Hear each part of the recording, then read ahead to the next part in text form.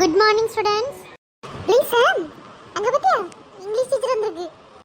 Good morning teacher. ஓஹோ, காலையிலே நல்ல பேர் வாங்குறதுக்கு பிளான் போட்டாச்சோ? இல்லை, அப்படிலாம் ஒன்றும் இல்லை. All of you listen, ma'am. So today class will be over at 1 p.m. So நான் சொல்ல வரத கொஞ்சம் கேர்ஃபுல்லாக கவனிங்க. அப்புறமா பேசிக்கலாம். டீச்சர் ரம்யா, எதை பற்றியா இருக்கும்? எனக்கு தெரிஞ்சு தீபாவளி லீவ் வரப்போதா. ஸோ இப்போ தான் எக்ஸாம் வேறு முடிஞ்சிருக்கு. அதனால் அசைன்மெண்ட் எழுதிட்டு வாங்கன்னு சொல்ல போகிறாங்கன்னு நினைக்கிறேன். பார்ப்போம். அசைன்மெண்ட்டா? ஐயோ, அது வேற இருக்கு பத்தியா. கீதா 10 இயர். ஸோ என்னன்னா, உங்களுக்கு வந்து தீபாவளிக்கு லீவ் தர போகிறாங்க. எனக்கு தெரிஞ்சு ஒரு வாரம் லீவுன்னு நினைக்கிறேன். ஏய், ஒரு வாரமா? ஜாலி. அங்க என்ன சத்தம்? இங்க பேசிட்டு இருக்கேன்ல, கவனி ஃபர்ஸ்ட். என்னவும் பேசுமா. எப்பாடா, ஒரு வாரம் லீவு, இதுவே எங்களுக்கு பெரிய சந்தோஷம்.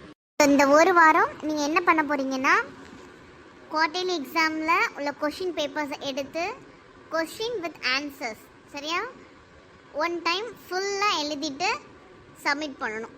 இதுதான் உங்களோட வேலை. ஸோ 1 வீக் முடிஞ்சு அடுத்த நாள் ஸ்கூலுக்கு வரும்போது அசைன்மெண்ட்டோடு வரணும். புரிஞ்சுதா? ஏ அப்பா, ஃபுல்லாக ஒரு டைம் எழுதணுமா? ஐயோ, விடிஞ்சிரும் பத்தியா.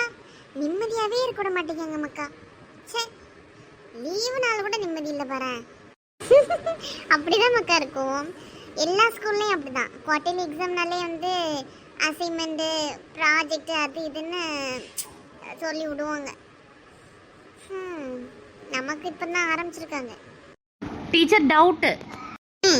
வாட் இஸ் த டவுட்மா? Ask me. டீச்சர், அசைன்மெண்ட்டுக்கு மார்க் உண்டா? ஆமாம், 10 மார்க்ஸ் உண்டு. குவார்டர்லி எக்ஸாம் எழுதியிருக்கீங்கல்ல, அது கூட 10 மார்க்ஸ் வந்து ஆட் பண்ணுற மாதிரி இருக்கும். அது எப்படி மக்கா? நம்ம ஒருவேளை ஃபுல் மார்க் எடுத்துட்டோன்னு வையா, இப்போ வந்து 97 மார்க் எடுத்துருக்கோன்னு வை, ப்ளஸ் 10 மார்க்குன்னா அப்போ 100க்கு மேலாம் போவோம். எப்படி அவங்க போடுவாங்க? அதான் மக்கா, எனக்கும் தெரியல, டவுட்டாகவே இருக்கு. இதுகிட்ட கேட்டாலும் ஒரு மாதிரி சாடலாம் செய்யும்.